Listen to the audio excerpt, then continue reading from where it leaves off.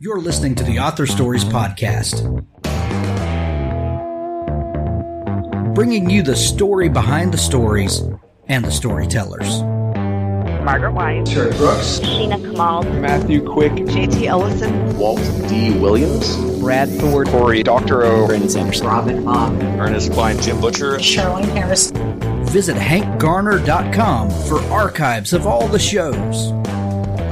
Today's guest is... Well, thanks for joining me again for the Author Stories Podcast, where I bring you the story behind the stories and the storytellers.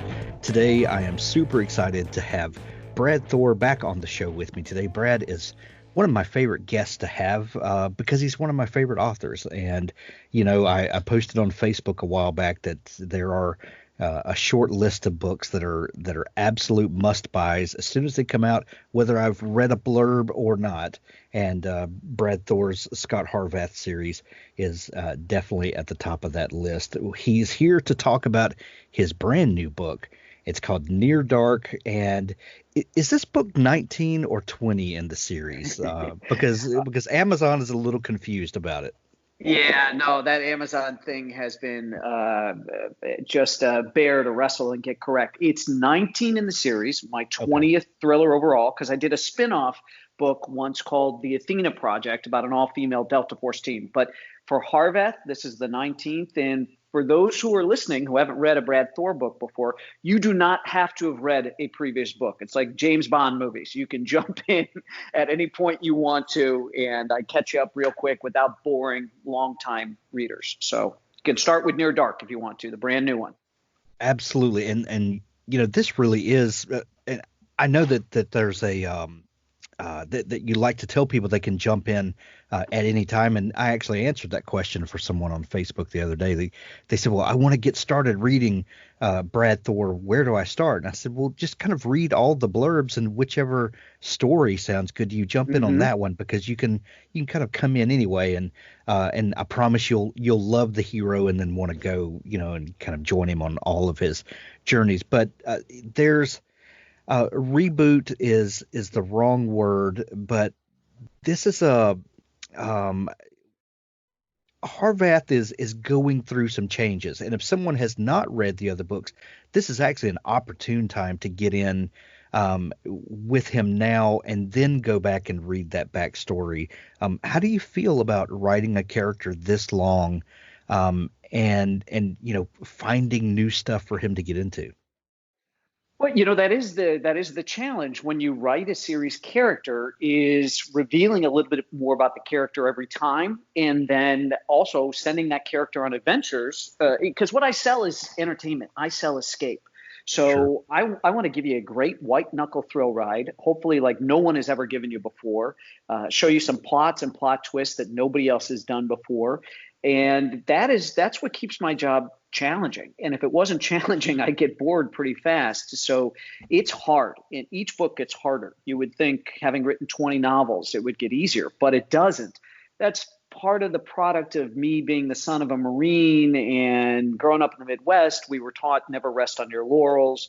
You're lucky to have customers that are loyal to you. So what you need to do is exceed their expectations every single time. Be the one guy that your customers, basically my bosses, I don't work for Simon & Schuster. I work for you, Hank. I work for the readers. So I want, when you all go and leave X amount of stars at Amazon or Goodreads or Barnes & Noble, that's my annual performance review. And I want a 5-star performance review. So I spend the entire year working to make you happy. Well, Brad, we've talked before, and I'll put links to the previous conversations we've had in the show notes where people can go catch up if they haven't listened to those yet. But we've talked in the past about your time as a television producer, writer, creator, and how that journey it eventually led to your novelist career that's happened since then. But do you remember, can you put your finger back on the first book, thriller, that kind of opened your eyes to the fact that books could transform you, transport you to another place, and that you could live, you know, entire adventures between the covers of a book? Do you remember the first book or series or author that did that for you?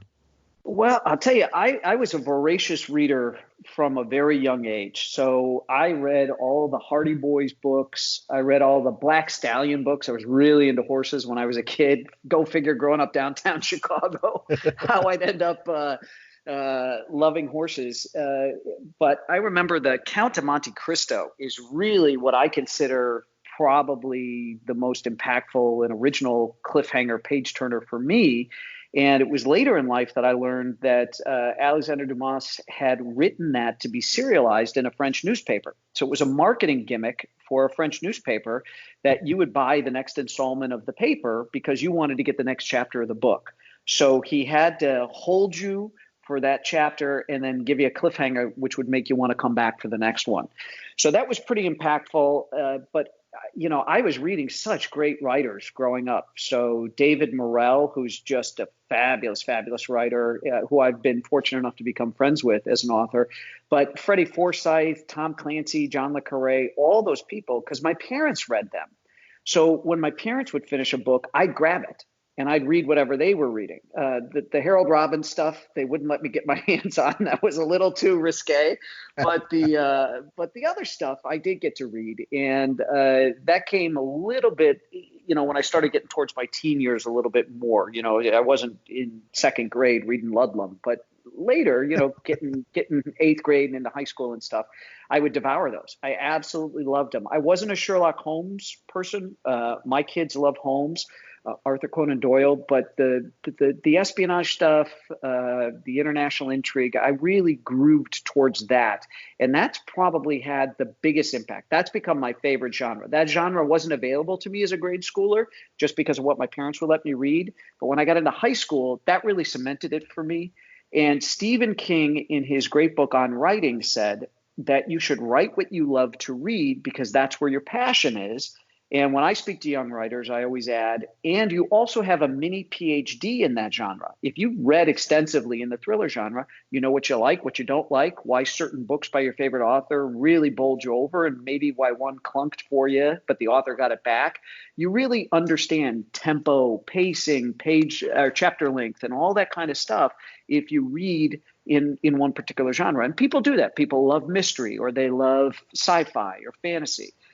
So that's really, there are very few authors that look at the book world and say, well, I think I could make a lot of money there. Most of them follow the Stephen King commandment, which is to write what you love to read. Well, and you can always tell a rookie author because they're always scared of those questions. They're always, asking things like, well, how long should a chapter be? What, Right. How do I, tease out this scenario? And it really does come down to just trusting what your gut says and what you've trained yourself to do, and all that stuff. And when you complete one book, there's nothing like that feeling of completion. Right. And okay, now I know I can do it. Now let me go back and work on my craft. Did I do this correctly? And all of that just kind of works itself out after a while, doesn't it? It's so true. I have always said that when I finished my very first novel, The Lions of Lucerne, I felt the elation that I figured people felt when they had climbed their first mountain or run their first marathon. It felt fantastic, Hank, and and it feels great to finish a book ever since then. I've written 19 since then, and it always feels great. It never feels that great because that was the thing on my honeymoon. My wife asked me, what would you regret on your deathbed never having done? And I said, writing a novel and getting it published. And she said, fine, when we get home, 2 hours a day, protected time, make that dream come true. So I did that. And after I finished that first novel, I knew I would never go to my deathbed wondering what if. And I also knew I could do it again and again and again. And one of the things that I used to get asked to do early on in my writing career was somebody would say, oh, I'm thinking about writing a novel, or I have a friend who's thinking about writing a novel. Would you meet with them for coffee? And being a nice guy, I used to do it. And I quickly stopped. Because I realized that, just like you said, how long should a chapter be, all this kind of stuff, 99.9% of the people that say they want to write a novel will never write one. It Right. really is all about seat of pants to seat of chair. And Jack London said, you can't wait for inspiration. You have to go after it with a club. It was a waste of my time to go with people that were talking about writing books. Come to me after you have written the book, and then we can talk. But there's no point in talking beforehand. There is no magical formula. You just have to get the book out. You have to get it out, get it on the page, and worry about it later. And I think that is kind of a mental hurdle that if you can overcome that one, that's probably one of the biggest ones in the process, is just getting started. In fact, Lucille Ball once said that if you write a page a day, at the end of the year, you've got 365 pages. And it's kind of simple, but Mary Higgins Clark used to get up 2 hours early every morning before her family and just sit down and write. And there's another big, and I forget the gentleman's name, he's a British author, so prolific. The reason all the post boxes are painted red in Britain is because of this gentleman. He worked for the British Post, and he wrote, I don't know, like 200 books. It was crazy. But he'd get up every morning, write a little bit. And if he finished a book, he'd start the next one before he went off to work. So it really is about self-discipline. It's more self-discipline than anything else, even more than creativity, I would suggest. It's self-discipline. Looking back now, with this is book 19, and that's a huge accomplishment, but that's a lot of time that you have spent with Scot Harvath. I would imagine that you have friends in your life that have not been with you as long as Scot Harvath has been. Looking back now, is there any way that you could have guessed, when you were writing Lions of Lucerne, that Harvath would be with you as long as he has been? It's a great question. And the answer is no. In fact, I was a huge Michael Crichton fan. And what I liked about Crichton and the way I saw my career as an author potentially going was every book would be a new protagonist, Right. unless I wrote multiple Jurassic Park style books.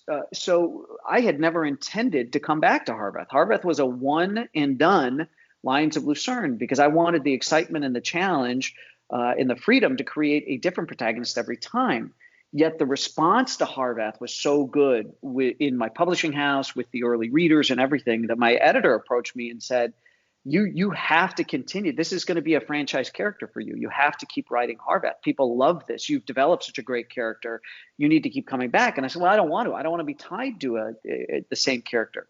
And she asked me a great question, my editor, and she said, well, how many series have you enjoyed reading? And I listed a bunch of people, a bunch of authors. And she said, okay, how many of those have you read the jacket, the storyline, or maybe the setting wouldn't have been your first choice if that had been a standalone book where you didn't know the character? And I said, well, probably several of them. And she said, but you went because you loved the character. You wanted another ride with that character. That character had become a good friend of yours and become part of your life, someone you enjoyed spending time with. And I said, of course. She said, well, that's exactly what Harvath is becoming for people. And it's why you need to keep writing him. So it was with the encouragement of my editor that Harvath became my series, my franchise character. If not for that, I don't know that there ever would have been another Scot Harvath adventure after Lions of Lucerne. That's incredible. We've talked before, Brad, about about how you have a tendency to write books. You actively kind of avoided trying to tackle things that are newsworthy, top of mind for a lot of people. But for some reason, when you publish a book, they tend to line up with world events sometimes. And I could rattle off any number of your books that, it seems like Brad Thor is prescient and can see things coming before they happen. But do you attribute that to anything? And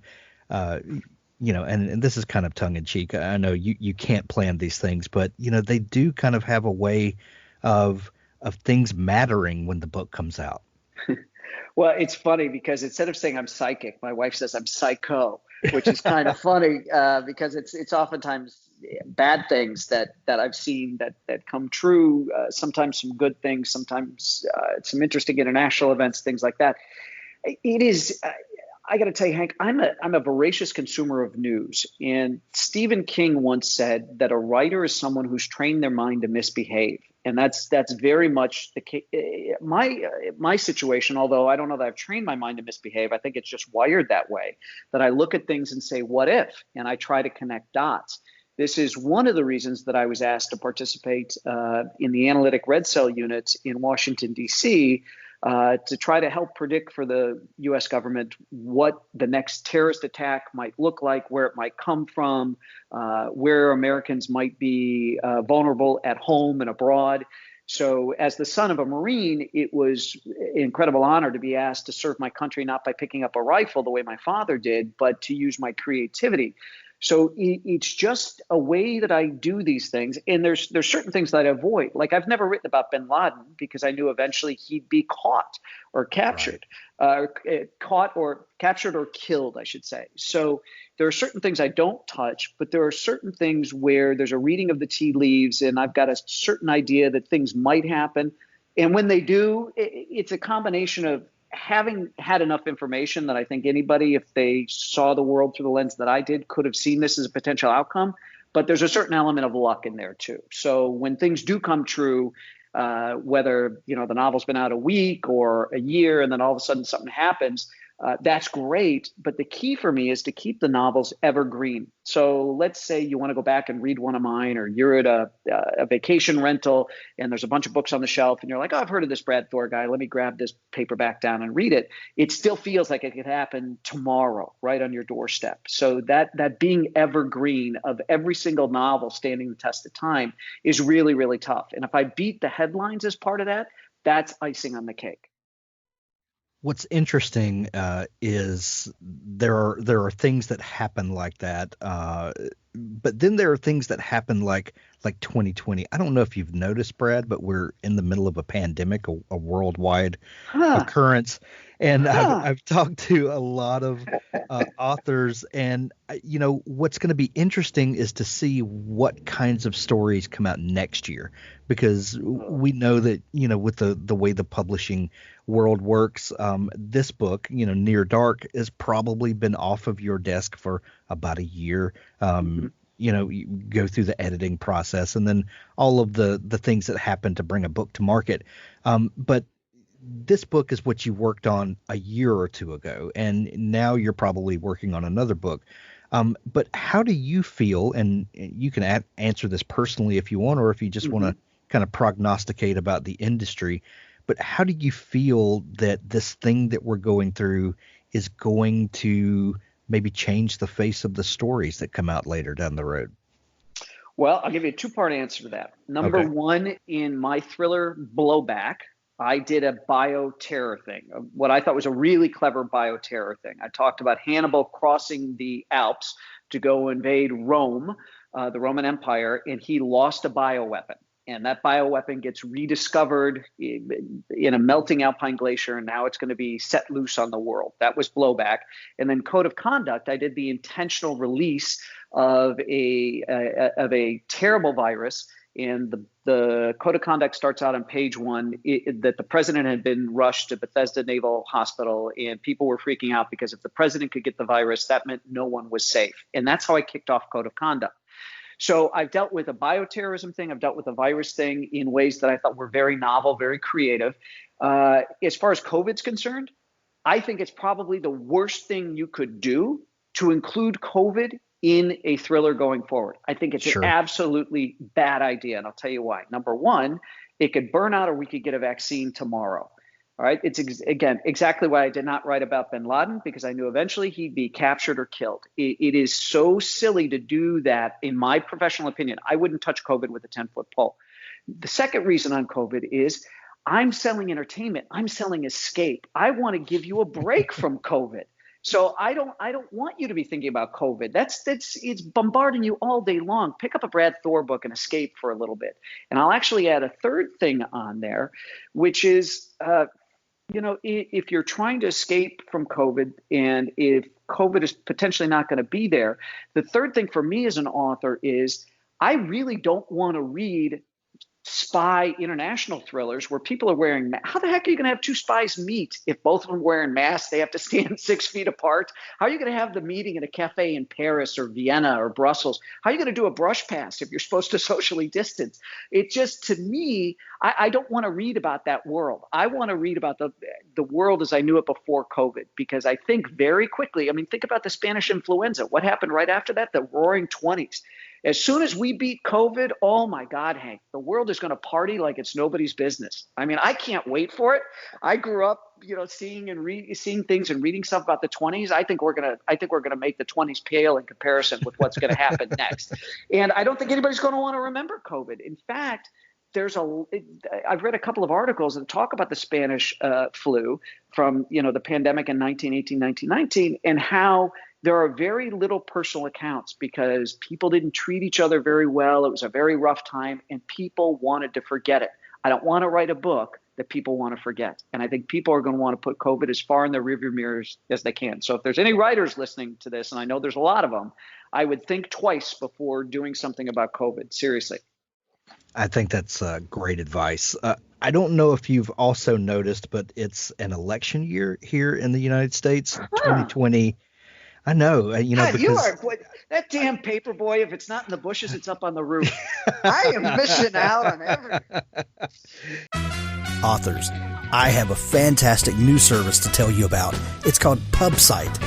PubSite is a service to help you build your very own website, your home on the web, where you can promote your work and give your fans a place to connect with you. PubSite is a website platform that allows every author, regardless of budget, to have a great-looking professional website developed by the book marketing professionals at FSB Associates. PubSite is the new, easy-to-use DIY website builder developed specifically for books and authors. Whether you're an author of one book or 20, or a small publisher, PubSite allows you to build, design, and most importantly, update your website pain-free. No need to be dependent on a designer or webmaster to make a small but costly change to your website. Save the money and do it yourself. PubSite is the best platform for authors because it's a book-centric platform. PubSite was built just for authors and small publishers. Every design, feature, and layout is book-centric. They have customized designs for you to use. It's easy to build. No coding or HTML is necessary to create a stunning, professional-looking website with all the features you want. Get a custom domain name, yourname.com. It's simple to update. You can add all of your books, add a blog and a book tour, sell from any retailer, manage your email list and social media, and even do e-commerce. Build your website with a 14-day free trial, then pay just $19.99 per month, which includes hosting. And we offer packages starting at $499 to set up the website for you.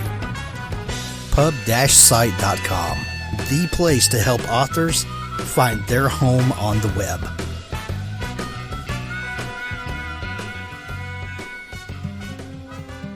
What Death Taught Terrence by Derek McFadden. Life is a journey. So is the afterlife. At the end of his life, Terrence McDonald must discover its meaning, or he'll be banned from the afterlife forever, and his soul will cease to exist. Join Terrence and those who love him on a poignant and unforgettable journey through a life at once wonderful and harrowing. Learn what Terrence learned. See what Terrence sees.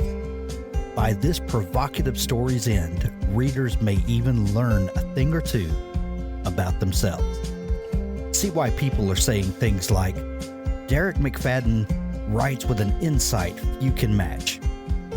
If you like the works of Mitch Albom, I think you'll find What Death Taught Terrence a worthy addition to your library, and the reading of it a life-affirming journey. I found this story immediately immersive, and it stuck with me long after I finished. What Death Taught Terrence by Derek McFadden, on sale now.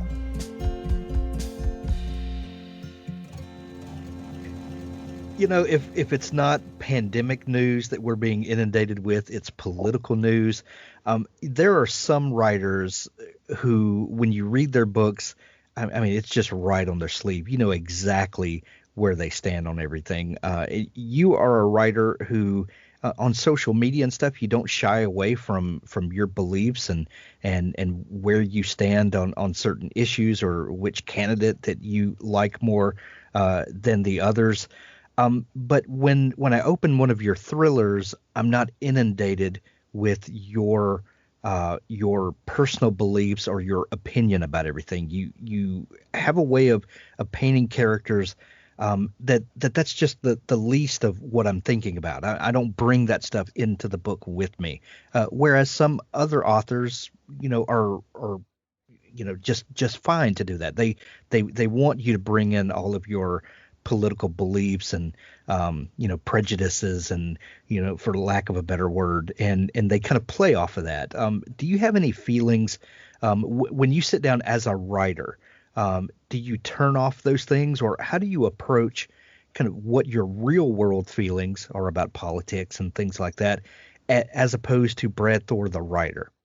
Well, so thank you. It's a very nice observation, and I will actually clarify that with the onset of the pandemic, I have stopped.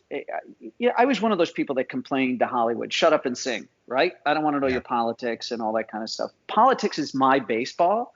I follow it very closely. I've worked on campaigns and everything, but I've stopped putting my politics on social media. With the pandemic and all that kind of stuff, I got very frustrated. I have, a very dear friend of mine is the national security advisor to the current administration, and I've just been frustrated, and it's gotten more divisive. And so I decided, okay, it was really hypocritical of me to say, "Shut up and sing" to Hollywood, yet I'm an entertainer also, and I should be allowed to just, promote my politics on social media. I realized that was very hypocritical. So I have stopped doing that. You can go back and look at my social media. I'm not doing it anymore. I just don't do it. Particularly now, it's so tough. It's so divisive. And it was not only divisive within political parties, but things have become divisive culturally. And so now we're seeing, there was I just read a headline last week about the 2 Texas officers that were ambushed and killed.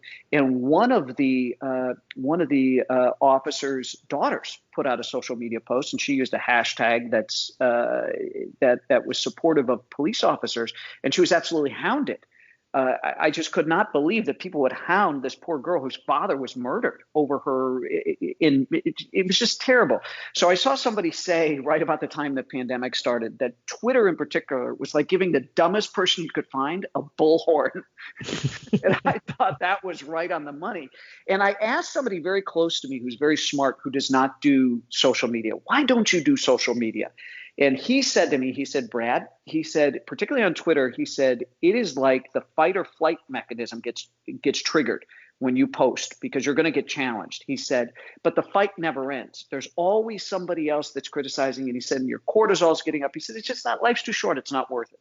So I backed off that because I thought, okay, my author work should be separate from me, the citizen. And as the son of a Marine, my parents very much valued being stewards of the Republic. The politicians don't own the country. We own the country. And it's a company, and we don't even own it. We're merely managers, you and me, Hank, and everyone listening. We're merely stewards of the Republic, and it's our job to hand it to the next generation freer, more equitable, safer, more prosperous than it was handed to us. I took my role as a citizen very, very seriously. And so it was Brad Thor as citizen that you were seeing on social media. And I've now dialed that back because it's just a really tough time. And my role, I can better serve my country and the people who follow me by entertaining them. So to the writing end of things, I've always wanted to write books that everyone could enjoy. I always said it would be a huge mistake to open a restaurant and hang a sign on the front door that said, "Everyone welcome except for these groups." Bing, bang, boom. That would be silly. You'd be cutting off your nose to spite your face. So I want the books to be accessible to everyone. And I write thrillers that involve politics. The politics are in there. So I don't write the politics to take shots at either side. I write the politics to show the difficulties that the men and women on the front lines face, because they are often hamstrung, whether it's by management at the CIA, whether it's decisions made in the Pentagon, whether it's congressional things that happen in oversight committees. I try to honestly reflect that. And I grew up downtown Chicago. I have Democratic friends. I have Republican friends. So I want them all to read and enjoy the books. It's one of the reasons also I have incredibly brilliant women that surround me, whether it's my agent, my wife, my editor. Actually, hold on, got to start the right way. Whether it's my wife, my daughter, my editor, my agent, I got to rank them properly. And so the female characters in my books are not window dressing. They are meant to be equal drivers of the plot, equally necessary for the plot for the ends of the book to come to fruition. This stuff is really important to me. So I want to write a book that, regardless of what your background is, I want everybody to enjoy these books. I've always said that reading is a shared love. It's a shared language that we can all speak to each other. If we love books, it doesn't matter what your bank account looks like, who you voted for, where you grew up, what you look like, where you go to worship, what you do for a living. None of that should matter. And I feel that books are the one place that everybody should feel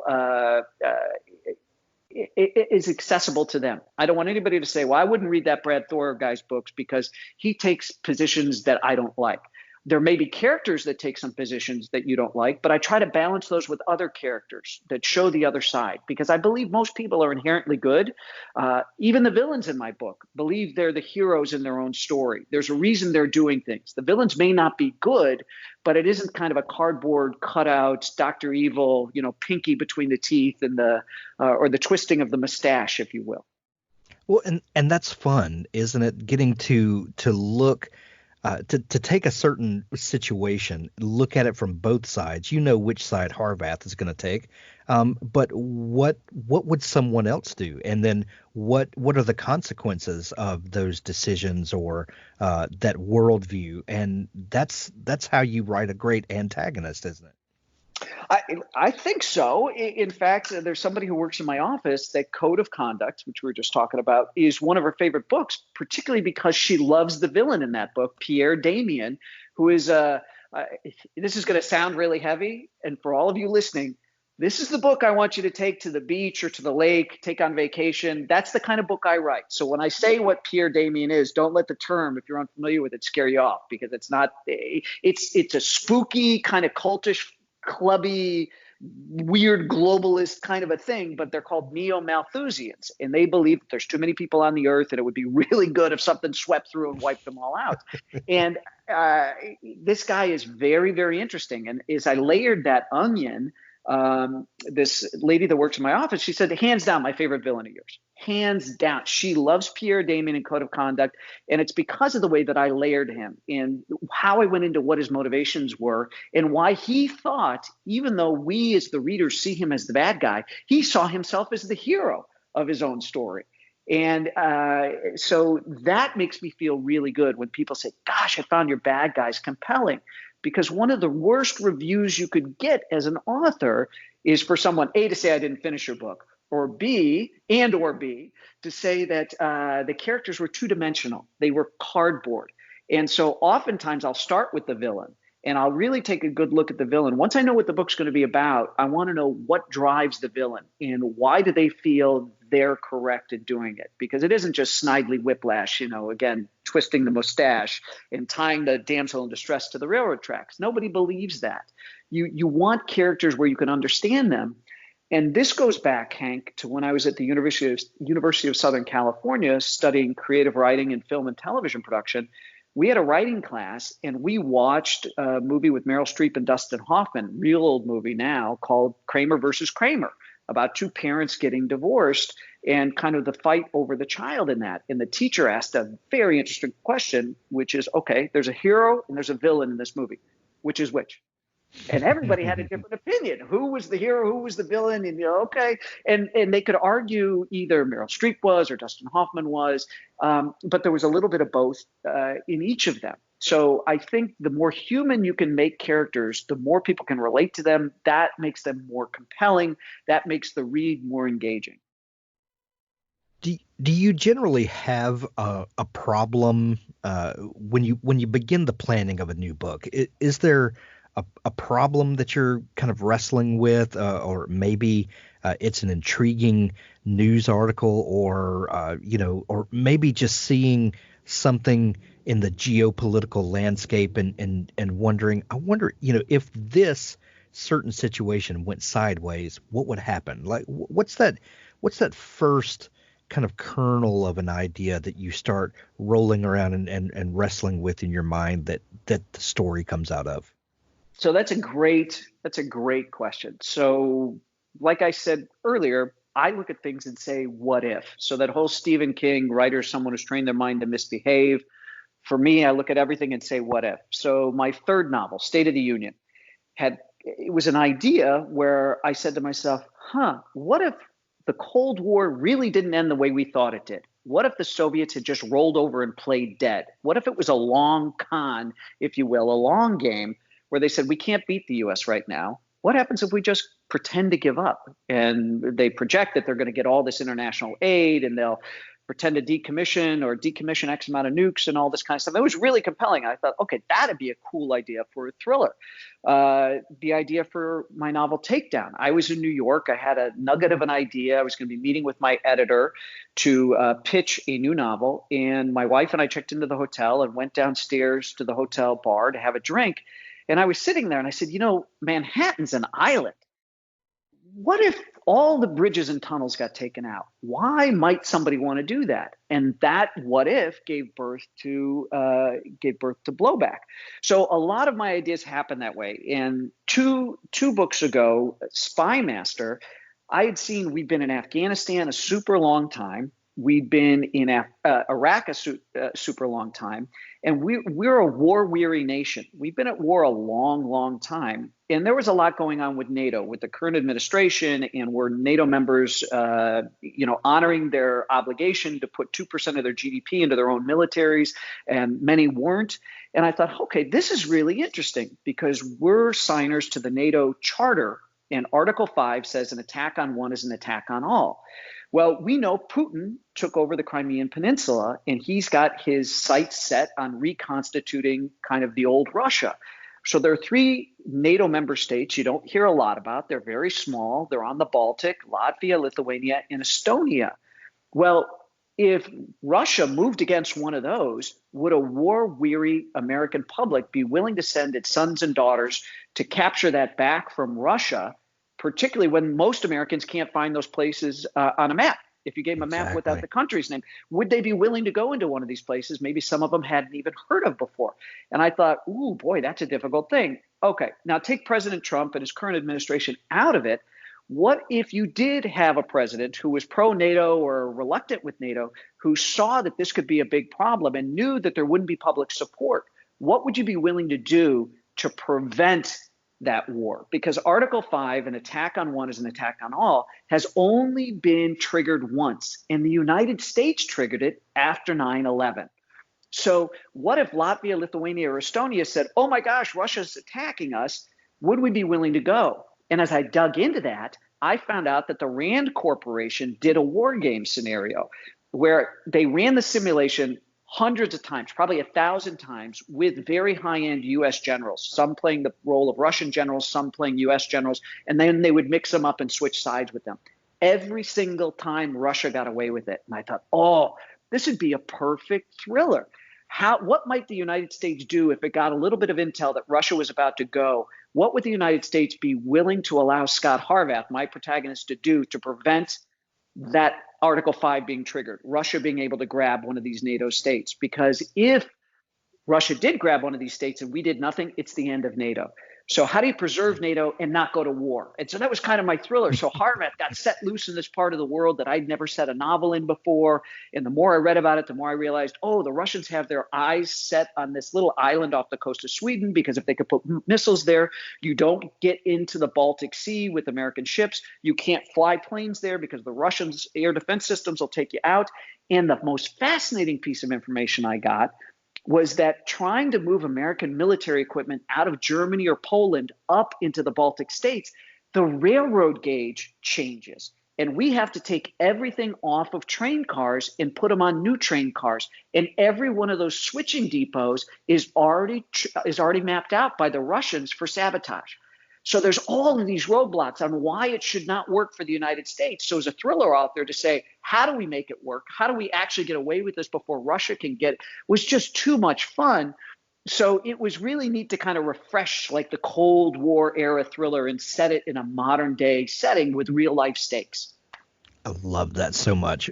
Brad, as you're talking about things that you found out as you started digging into the scenario, with Near Dark, book 19 in the Scot Harvath series, has your research or your ability to research changed over these 19 books? I can only imagine that it has, because I would imagine you could pick up the phone, and being Brad Thor, you could probably find out things that might be a little more difficult for me. How has your research changed, and is it still as much fun to dig into things you don't know about and start peeling the layers back? Yeah, the research has not changed. It's still very much the way it was at the beginning, which is me building relationships. So I want to take readers right up to the edge of the real world and let them peer over the hedge. This is the real stuff that the SEAL teams face, or Delta Force, or people at the CIA, NSA, DIA, FBI, inside the White House. I really want to show you the way these things operate.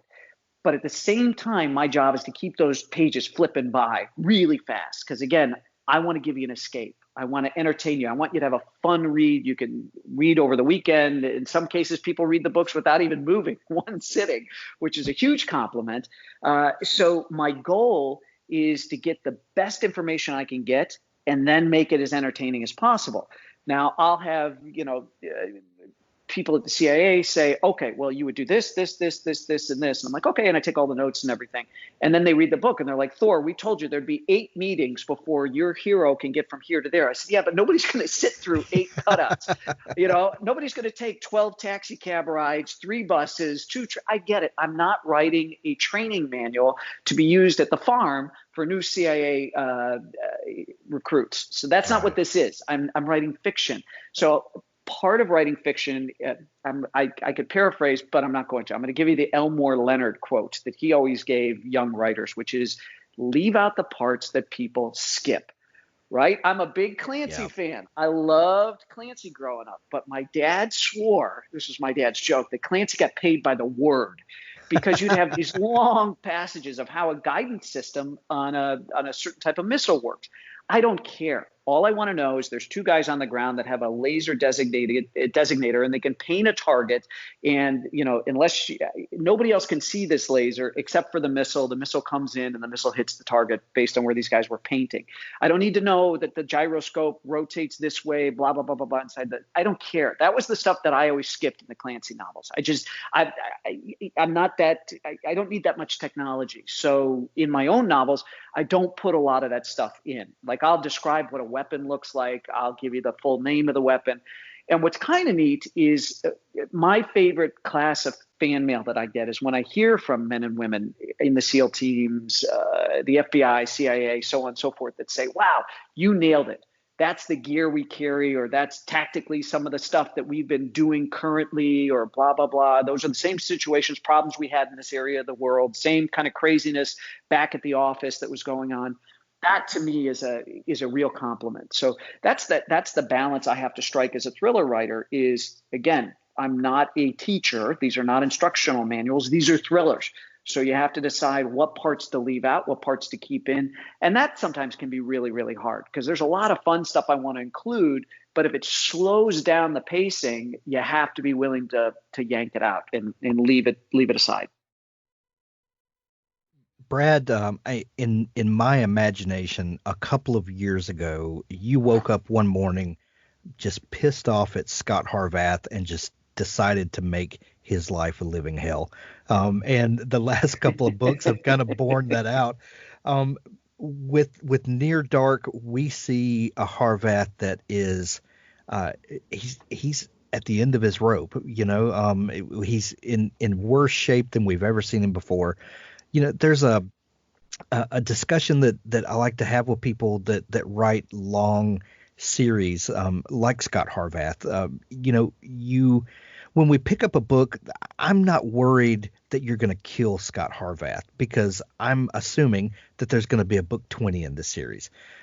So you, as a writer, are given a unique challenge that you have to set the stakes really high, but also have him show up for book 20.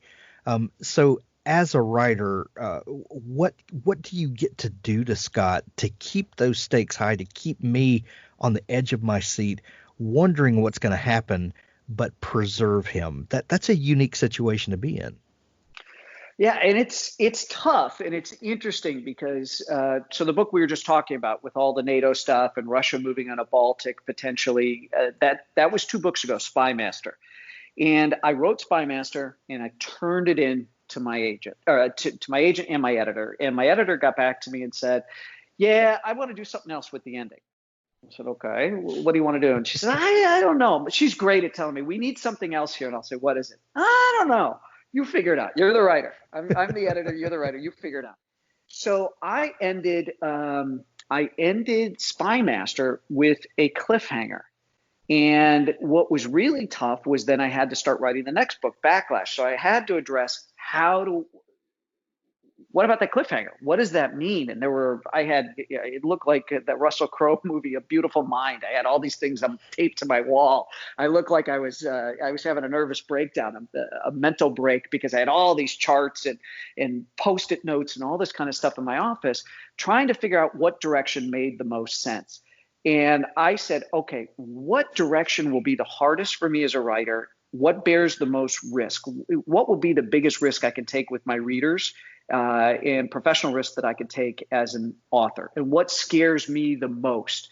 And that was the direction I went, because I realized that the harder I pushed myself, the more rewarding the final product was going to be, again, for the readers, who are the people I work for. And so that took me to Backlash. And then from Backlash, what's really interesting is this whole thing about the bonus chapter that I did for Barnes & Noble, where Backlash was complete. Barnes & Noble said, hey, will you do a bonus chapter for us so we could have a special edition? And so it's kind of like the Marvel world, the movie, the Marvel series. If you do anything, even if it's after the credits and that scene pops up and you were smart enough to sit in the theater knowing it's a Marvel movie and you should wait for that final scene, that final scene, that additional chapter I wrote, becomes part of the Harvath universe. So when I did that for Backlash, I didn't think ahead. I didn't realize I was going to have to address that in Near Dark. So it was really tough for me, because I basically said, oh my God, I talked to my publicist and I said, David, Backlash is complete. Now I got to do this bonus chapter. And he goes, well, it's a Brad Thor novel. Every chapter that needed to be in Backlash last summer was in there. There is no bonus to that. He said, it's got to be something brand new. And I was like, oh, you know what? You're probably right. And I came up with this idea of somebody putting out, you fade to black, you come back up from black, and somebody is putting out $100 million bounty on Scot Harvath. Okay, great. My editor loved it, said it was the best chapter she'd ever read. The people at Barnes & Noble loved it. So I put that out there. But then that had to become the starting point, Hank, for Near Dark. And it's the prologue in Near Dark. It's that same chapter that sets that up. But what really became difficult for me as a writer is I know who Harvath is, because I know who he's based on. So I picked up the phone and called the handful of people that Harvath's based on and said, if you found out somebody put a $100 million contract out on you, what would you do? And the first spook I talked to said, the only way to kill a contract is to kill the person who put the contract out on you. So you're going to have to figure that out. And I said, well, if somebody puts a $100 million bounty on you, how do they find you? And he said, they don't. He said, if I want to disappear, I disappear. And he said, here's potential places I would hide out. Here's how I would reverse engineer it. So that was really tough for me, because it wasn't like the assassins would pour in and Harvath could grab one and interrogate him. That just seemed too easy. Again, I wanted to set that bar high for myself. So that was the big challenge with doing this next one. And so you do find Harvath down. And I mean, Backlash was really difficult for Harvath, because last summer's book, because of how I ended Spy Master and how I decided that cliffhanger would be resolved in Backlash. So this year with Near Dark, you find him at the lowest point he's ever been in any of my novels. So that's really tough, in that it reveals something about Harvath even more. I think it makes him more human, more compelling, more relatable for readers. But now the challenge for me is, where do I go next for next summer's book? And I can't wait till you and I do this interview next year, because I'll have the book under my belt. It'll be complete and I'll feel great. Like, hey, Hank, remember I couldn't tell you where we were going to go? It's really tough. But the same person, brilliant woman who works in my office who loves the villain from Code of Conduct, has likened what I do to having an amusement park. And she said, you get so obsessed, Brad, with topping yourself every year, but you've got to understand that that's not necessarily how every reader looks at your books. Readers will have favorites, but they don't necessarily say, okay, well, I like this one because he topped it. I like this one for whatever reason. She said, your business is almost like you have an amusement park. And what people want is they want to come back every year. They want to know that they're going to get an awesome ride, and they get to take the ride with Scot Harvath. So everybody around me believes that I put more pressure on myself than is necessary. But again, it goes back to my Midwestern upbringing, not taking the readers for granted and wanting to top myself every year. But this idea that what I need to do is build a great ride, give people a great thrill, that's what they're coming to me for, is something that I need to embrace a little bit closer. But I just drive myself very, very hard. And it's so important to me that readers know listen, you and I can both go out and make an extra $25, right? To buy a new book, whatever it is you spend on a hardcover or an ebook or an audiobook. You can go out and make more money to replace what you spent. The one thing you cannot make more of is your time. And that's what is the most valuable to me as an author. So when you give me your time to read or listen to one of my books, I feel it's incumbent upon me to deliver that much, if not more, value back to you. And that's what that's where I set the bar for myself. And that's why I inch it up every year, is because it forces me to work on my craft, get better. And I know for sure, listen, I'm never going to phone it in. I am going to be the one guy that you can come to year after year after year when I have a new book out. And Thor is never going to let me down, because I quit before I'd phone it in. It's just not within my DNA to phone it in. I can't. It's not fair. And I don't want the criticism too. That's one thing that, you never want to hear a reviewer say, oh, you really dropped the ball. That's why this stuff, like last year, the book won several awards and best book of the year and all this kind of stuff. And people going, I don't know how he's going to top himself. And then now I'm getting reviews for Near Dark and already hearing from readers now that the book has been out, like, what are we, 24 hours now, going, oh my God, I read it in one sitting and it's even better than last year. So now the pressure's on even more. How do I make next summer's book even better? I'm gonna have no teeth and no hair. I'm gonna pull everything out. That's amazing. And we all know that, from the writer's perspective, whereas the readers may not feel like that you're topping each one like you do, but that you can't do the same things that you did last time. You've got to keep recreating your storytelling to keep people like me with the new Thor book at the top of the must buy list, because I know unlike some other authors who I have loved throughout their career, but you can see when they've sold so many books and you get a new one and you're like, man, I don't like to say that they phoned this one in, but it kind of feels that way. You never get that feeling from a Brad Thor book, and I think that's what people love about you and your work. But I try. I mean, it's like saying they're handcrafted. I mean, it's kind of a stupid thing, but it is that kind of. It's not an assembly line. There's not a formula. There's no formula to my books. And I really, when people leave comments on Goodreads or Amazon or whatever, I read that stuff. That's free feedback for me. That's market research. I know a lot of authors, I never look. Well, why wouldn't you? Why wouldn't you want to hear what your boss thinks of your work product? Of course you should read those things. I mean, you gotta let there's some people, like I'll get a bad review for whatever reason. Like some guy said, for a former military guy who also was an arms dealer. I'm like, what? I wasn't in the military and I was never an arms dealer. You got me confused with somebody else, buddy. And some of these people you can click and see all they do is come on to unload and just vent their spleens, right? They're just basically unhappy people. And it is the Abraham Lincoln. You can make some of the people happy some of the time, but you can't make all the people happy all the time.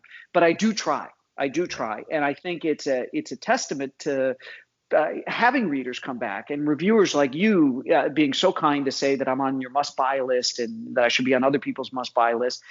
I have to earn that every single year. When people say, what's your favorite book, Brad, that you've written? I say it's the one I'm working on now, because it's the one I'm most excited about. It's the one I'm most passionate about, because I've worked so hard to come up with a story to try and be better than last year, to deliver for my bosses. That's the one I'm most excited about. So that for me is always my goal, again, because I want to be the one you can always count on. Thor's going to find another way to people plan their vacations around my books. How about that for feeling a responsibility?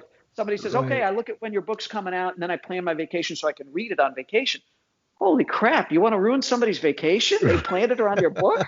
What kind of jerk doesn't want to make sure it's the best vacation ever? Well, we know that midsummer there's going to be a new Brad Thor book, and usually there's a bit of a book tour that comes after that. Well, 2020 has kind of changed those things up. What are you doing for book promotion this year, besides podcast and stuff like that? But normally you're out hitting the road. What's it like this summer? Well, this summer it's different. So Monday night, Monday evening before the book officially came out, we did a virtual event at Poison Pen in Scottsdale. Barbara Peters, who's absolutely just fantastic, the owner there. I love Barbara, so smart. She's had huge success. I mean, she had a Diana Gabaldon thing, and they sold like 1,000 books. I mean, these virtual book events, Hank, are going through the roof. And when you think about it, it makes sense. I can get hundreds of people to show up at a Brad Thor book signing. But if I do, those are people that are willing to get in their cars, drive, sit through an hour kind of interview with me and a host. And then I take questions, and then another several hours maybe before you can even get up to get your book signed, to get a photo. Now, though, you can do it from home, and people that might not have wanted to get into their cars or said, you know what, I've heard about this Brad Thor guy, but I've never gone to one of his signings. You know what, I'll click on this link and watch.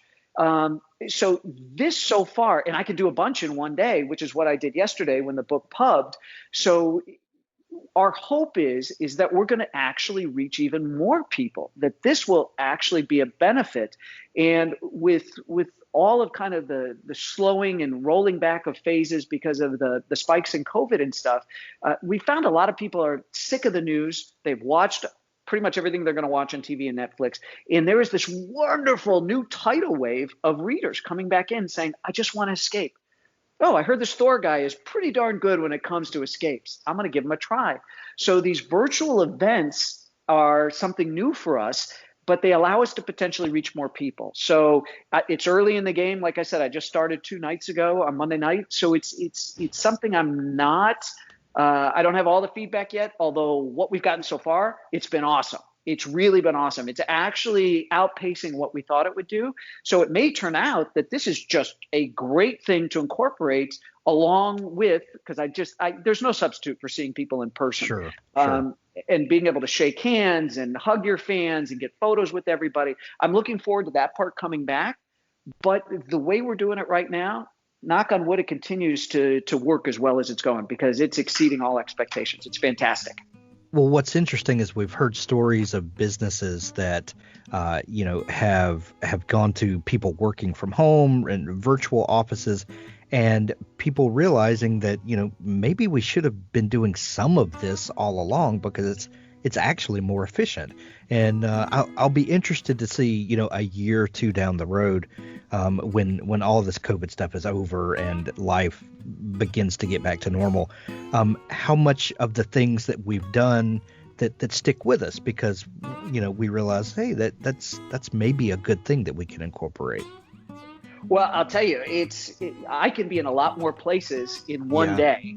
Because it used to be you do an event at night, I'd get up at dark 30, be on the first thing smoking in the morning to get to another town to do morning TV or drive time radio, and then have an event that night. And it really is a grind. It's a good grind. I like it, but I can only go to one event a day versus now I can do multiple events a day. And the nice thing is, and I've got them all up at bradthor.com for anybody who's interested in seeing one of the events or a couple of the events. What we're doing is supporting all these different venues, right? So you can choose, you can look at all the events and say, oh yeah, you know what, I like that store, or that's a library in my town, and I'm gonna do that one. I'm gonna support that one. I'm gonna sign up to watch that event, and that's kind of neat. So we like that. We're able to reach more people, support more bookstores than we would have normally, which is great because they're hurting too, because people are not walking in the doors and just browsing, right? That's a big part of everyday life, is going in your bookstore and trying to find a new book and all that kind of stuff. So I like that doing things virtually, I'm able to help more bookstores and libraries. So that's kind of a neat thing. The new book, Near Dark, the 19th Scot Harvath series book is out, available everywhere now. In the show notes of this episode, you'll find links where you can buy the Kindle edition or order a hardback, or my favorite way to consume books now, and especially Brad Thor books, are audiobooks, and we put a link there as well. Grab it today. Head out on your vacation. Take Brad Thor with you. Brad, as always, this has been so much fun catching up and talking about the new book and all the great stuff that we did. Thank you so much for taking time to come on the show. Hank, my pleasure. Stay safe, stay healthy, and keep reading. Now stay tuned for an audiobook excerpt from Richard Gleaves' The Jason Crane series. He led Jason to a small bistro. The door set tiny bells to chime as they entered. The place shivered with smells. Coffee, hot chocolate, and croissants. "This," he said, extending his arm towards a woman in an apron, "is Jennifer. She makes the best scones and is tragically spoken for." He kissed the woman's hand. She was plump, in her 50s. She had left one curler to dangle at the back of her head this morning. "If it's a tragedy to you, this is the first I've heard of it." She swatted at him with a menu. "Why didn't you speak up 20 years ago, lady killer?" Jason sat. Jennifer put a glass of water in front of him. "And who is this fine gentleman?" "This," said Hedwig, joining, "is my son's great-grandfather's great-great-nephew." "That's a lot of greats. Any great-great-great-whatever of Hedwig is great by me." She giggled at her own wit. "I'll be back for your orders." Hedwig swatted her rear end with a menu as she left. He made small talk about the bistro, the specials, what was good, the Benedict, or not so, the hanger steak. When their orders came, coffee for both, eggs for Jason, a scone for himself, he got down to business. "I met your grandmother about, a year ago. Valerie and I have a mutual interest in old families, particularly old families related to the legend for obvious reasons. Valerie's lived in Tarrytown for years, though her family's up near Boston. Now, don't worry. I don't believe all that nonsense about a headless horseman. Valerie's the superstitious one. But the Van Brunts are definitely the family in Irving's story. Hermanus Van Brunt and his wife Agatha were farmers in the village back in 1780 or so. This was during the Revolution. Hermanus grabbed title to lands left by a Tory family who'd been tarred and feathered and shipped back to Britain. Do you know your history?" "Sure. Tory. Loyal to the king. Benjamin Franklin broke with his own son, who was a Tory." "Smart boy." "Traitors to the cause, and that was serious business. The British marched straight through here during the war, chased George Washington off Manhattan and out to New Jersey. And after they were kicked out again, a lot of Tories were kicked out with them. Anyway, the Van Brunts took over some farmland north of Tarrytown. They had a son, Abraham. And, of course, their son Abraham married a wealthy heiress. Katrina Van Tassel. Yes, all that is true. It's public record, just like the legend says.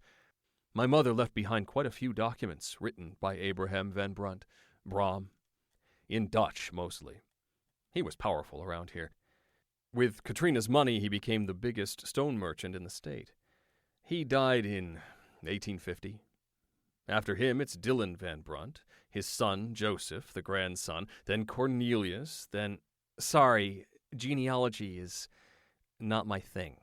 "No? Why was Eliza doing research on the Van Brunts?" "She wasn't. She was looking into the Cranes. That's what made us such fast friends." "I don't get it." "We do go back a ways, your family and mine." "More coffee?" Jennifer appeared at Jason's elbow. Hedwig nodded, and she poured. "Still not getting it," said Jason. But he did. Hedwig turned to the waitress, and Jason knew what he would say. "My lady, may I present?" He raised his coffee cup, proclaiming, "The last descendant of Ichabod Crane."